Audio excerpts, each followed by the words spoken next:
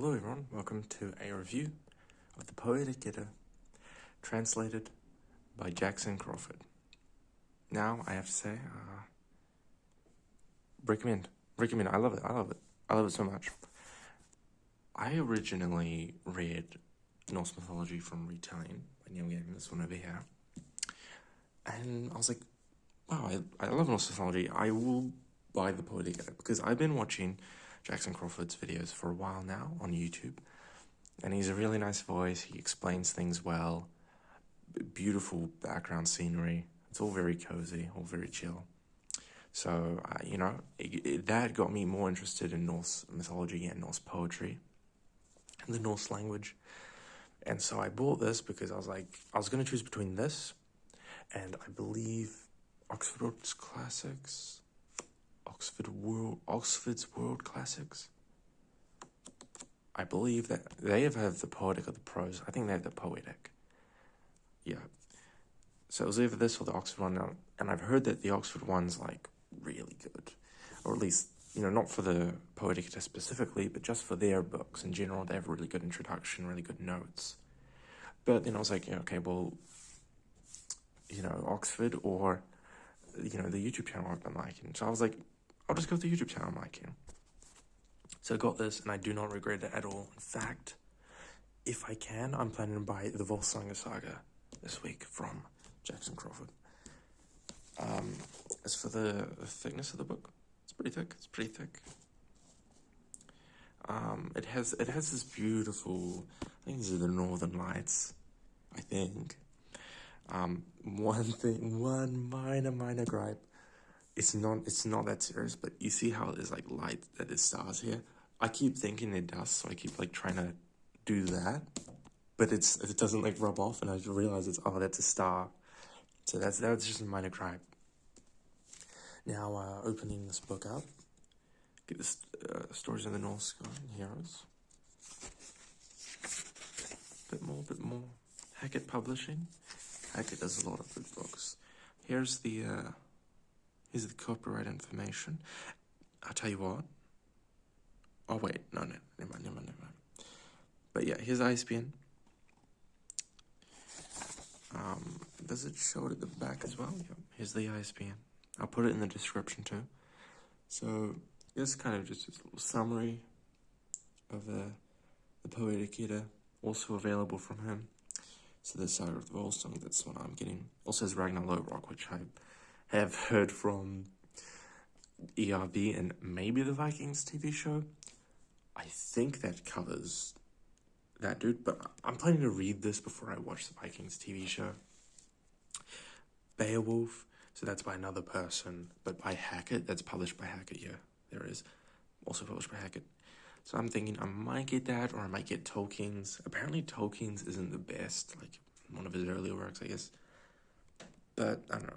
One is Havamal, so the Havamal is actually in this book, but apparently this one was released later and has the Old Norse text side by side. So if you were studying the Norse language or Norse poetry and you wanted to see the alliteration schemes, I think you would want to get that. I was thinking of getting that, but then I was like, I might save it till later because I want to use my money for other things.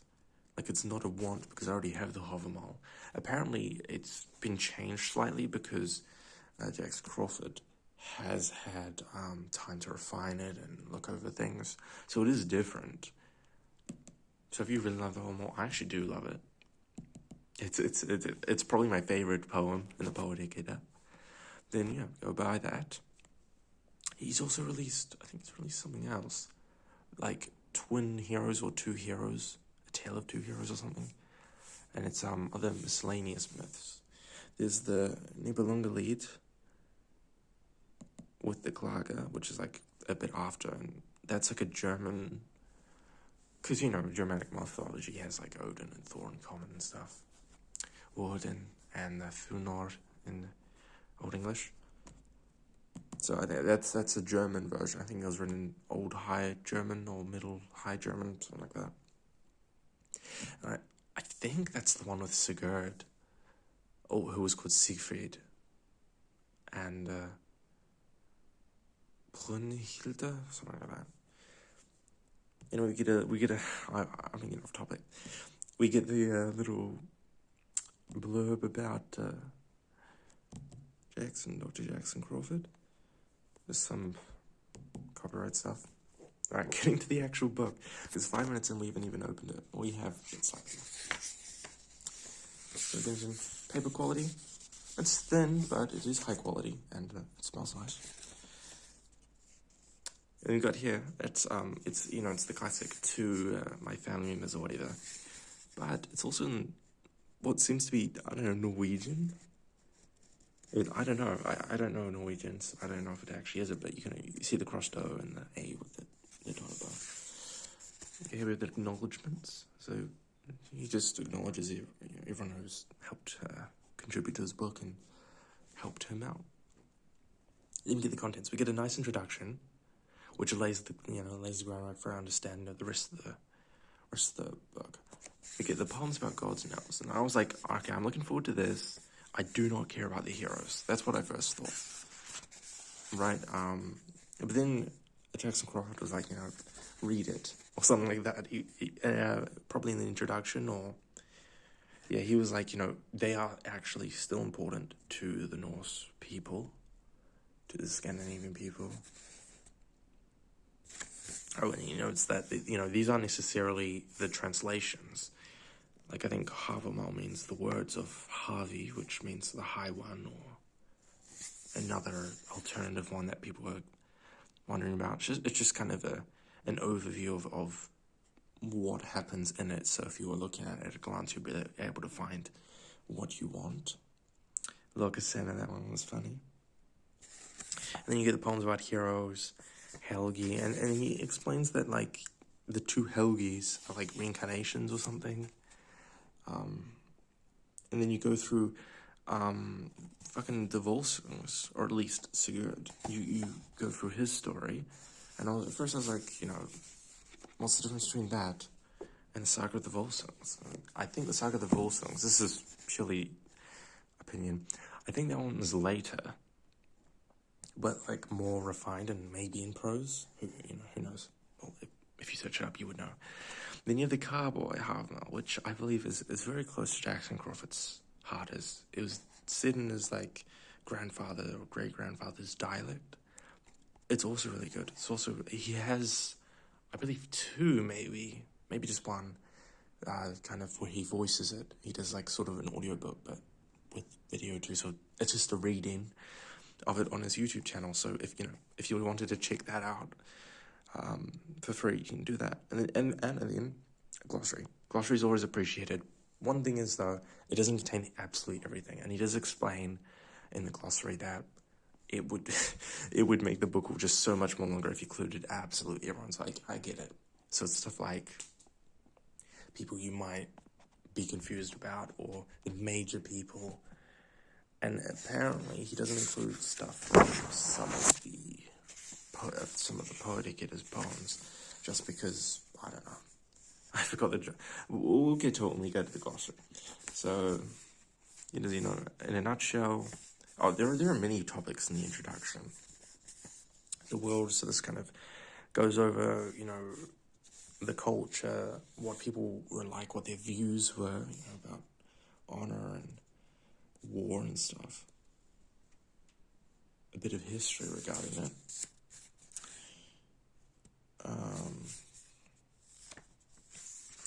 One thing you may be tripped up about, and I was too, is the spelling. So, in Old Norse, you had the Ed and the Thorn characters, right? And they would be the and the. Well, I don't know if in pronunciation they would be the exact same, because I'm pretty sure in Old English, they were kind of confused, right? You could use them for either the same way you use TH in English for either the or the. I believe, like, if it was in the center of the word, it was more likely to be Ed, and at the start and maybe the end, it was more likely to be Thorn. But I believe for Norse, it actually, Thorn was always the, and Ed was always the. But for these stories, one thing that might trip you up if you're used to a different romanization of these names is that Jackson Crawford always uses TH for Ith and Thorn. So Sigurd, which, it removes the Ith at the end of his name and kind of downscales it to a D, is now Sigurth, or maybe pronounced Sigurth, but you wouldn't really know that as an English speaker, you just pronounce it Sigurth.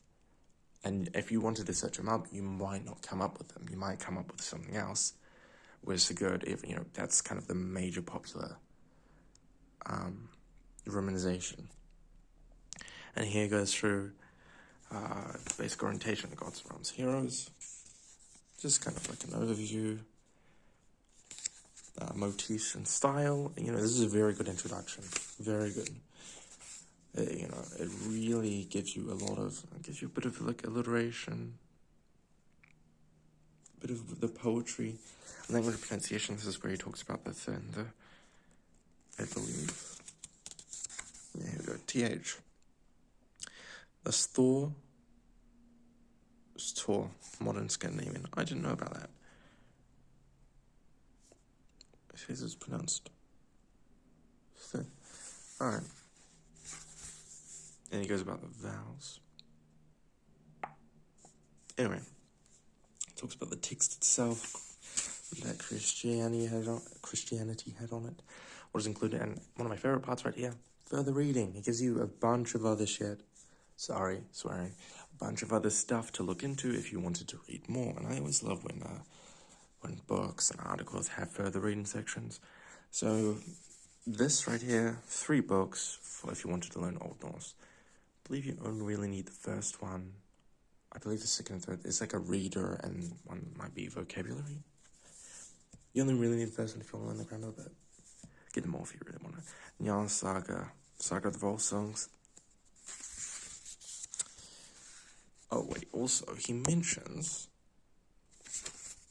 of the poems that don't appear, I think.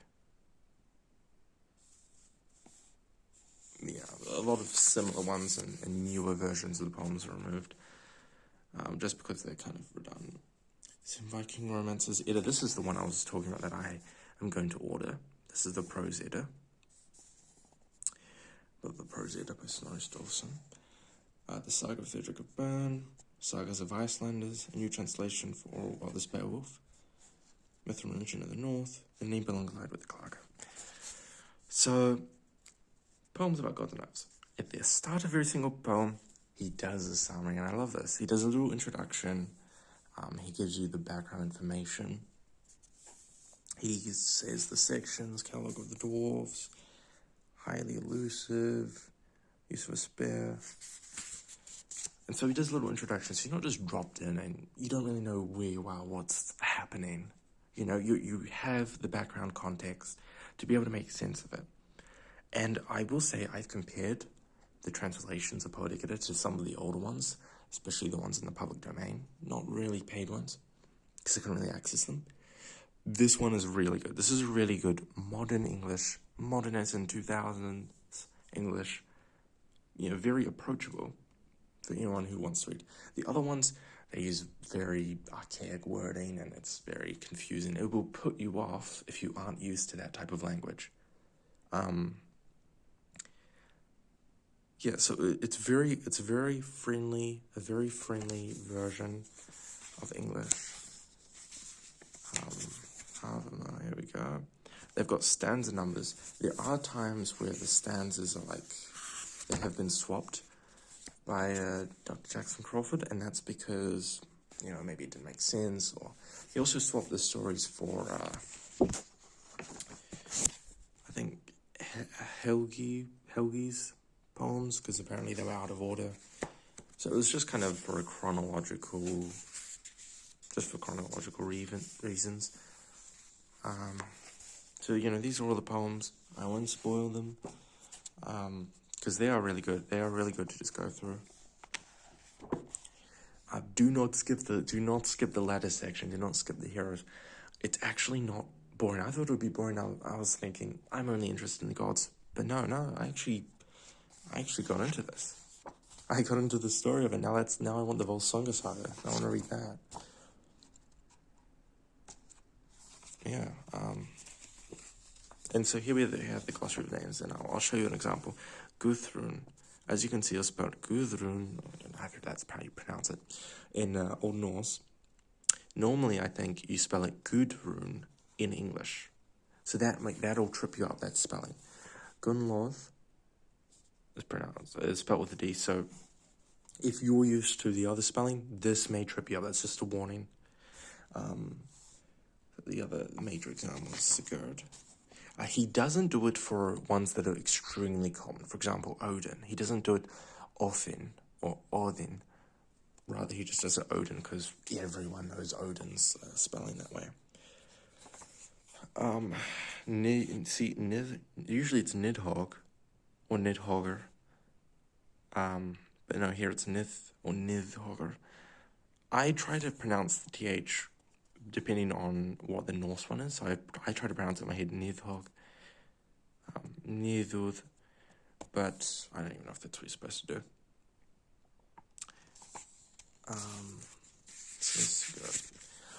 Yeah, so remember, not everything's in this glossary. He talks about runes.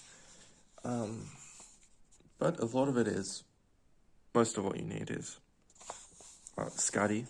There's actually Skadi here. And it is kind of good to know that what you think is a D in Old Norse actually was an Eth. So that is good to know. But it does get confusing when I'm trying to pronounce it. And another thing is he puts like E's or I's, where in Old Norse would just be an R, which is kind of, it's like, how do you pronounce that? Sigurd, something like that. But yeah, it's just a little easier. I like that. I like that idea.